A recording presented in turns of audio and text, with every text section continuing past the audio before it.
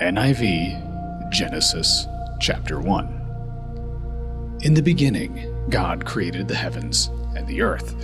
Now the earth was formless and empty. Darkness was over the surface of the deep, and the Spirit of God was hovering over the waters. And God said, "Let there be light," and there was light. God saw that the light was good, and he separated the light from the darkness. God called the light day, and the darkness he called night. And there was evening, and there was morning, the first day.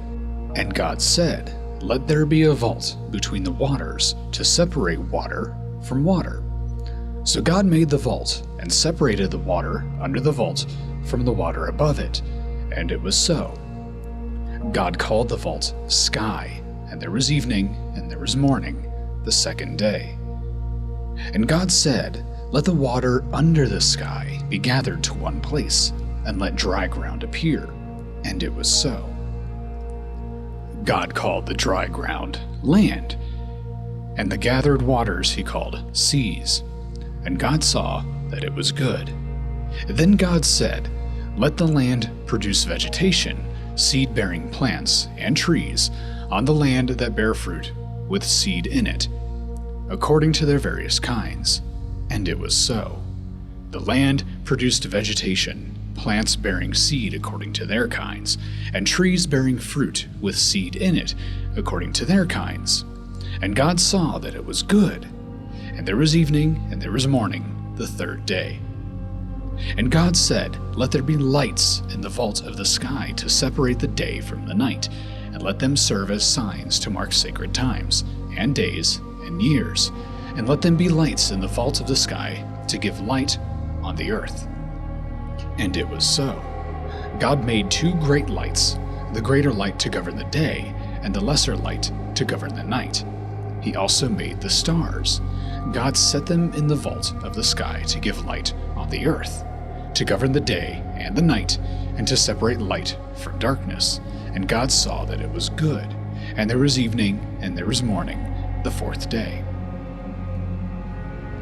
And God said, "Let the water teem with living creatures, and let birds fly above the earth across the vault of the sky." So God created the great creatures of the sea, and every living thing with which the water teems, and that moves about in it, according to their kinds, and every winged bird according to its kind. And God saw that it was good. God blessed them, and said, "Be fruitful, and increase in number, and fill the water in the seas, and let the birds increase on the earth." And there was evening, and there was morning, the fifth day. And God said, "Let the land produce living creatures according to their kinds, the livestock, the creatures that move along the ground, and the wild animals, each according to its kind." And it was so. God made the wild animals according to their kinds, the livestock according to their kinds, and all the creatures that move along the ground according to their kinds. And God saw that it was good. Then God said, "Let us make mankind in our image, in our likeness, so that they may rule over the fish in the sea and the birds in the sky, over the livestock and all the wild animals, and over all the creatures that move along the ground." So God created mankind in his own image. In the image of God, he created them. Male and female, he created them. God blessed them and said to them, "Be fruitful and increase in number, fill the earth and subdue it. Rule over the fish in the sea and the birds in the sky, and over every living creature that moves on the ground." Then God said, "I give you every seed-bearing plant on the face of the whole earth, and every tree that has fruit with seed in it.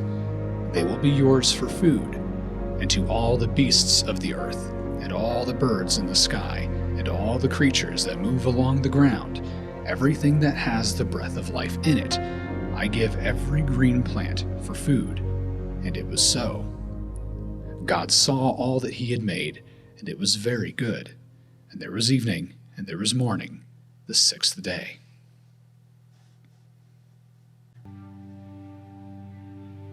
Genesis chapter 2. Thus the heavens and the earth were completed in all their vast array. By the seventh day, God had finished the work he had been doing. So on the seventh day, he rested from all his work.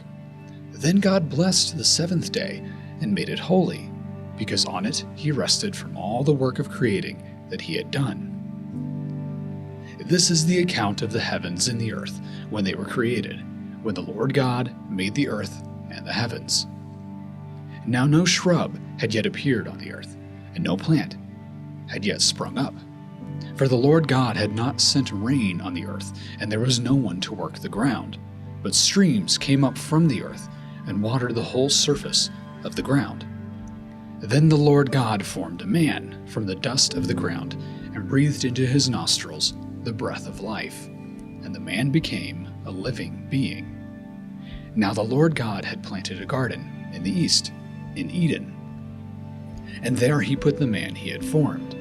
The Lord God made all kinds of trees grow out of the ground, trees that were pleasing to the eye and good for food. In the middle of the garden were the tree of life and the tree of the knowledge of good and evil.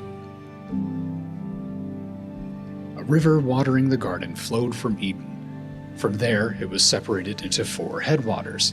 The name of the first is the Pishon. It winds through the entire land of Havilah, where there is gold. The gold of that land is good. Aromatic resin and onyx are also there.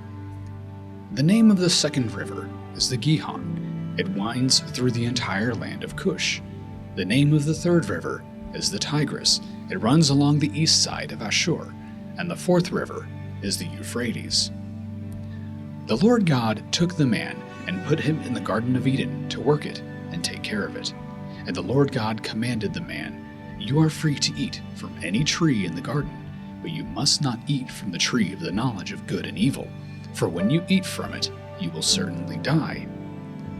The Lord God said, "It is not good for the man to be alone. I will make a helper suitable for him." Now the Lord God had formed out of the ground all the wild animals and all the birds in the sky. He brought them to the man to see what he would name them, and whatever the man called each living creature, that was its name. So the man gave names to all the livestock, the birds in the sky, and all the wild animals. But for Adam, no suitable helper was found. So the Lord God caused the man to fall into a deep sleep, and while he was asleep, he took one of the man's ribs, and then closed up the place with flesh. Then the Lord God made a woman from the rib he had taken out of the man, and he brought her to the man. The man said, "This is now bone of my bones, and flesh of my flesh. She shall be called woman, for she was taken out of man.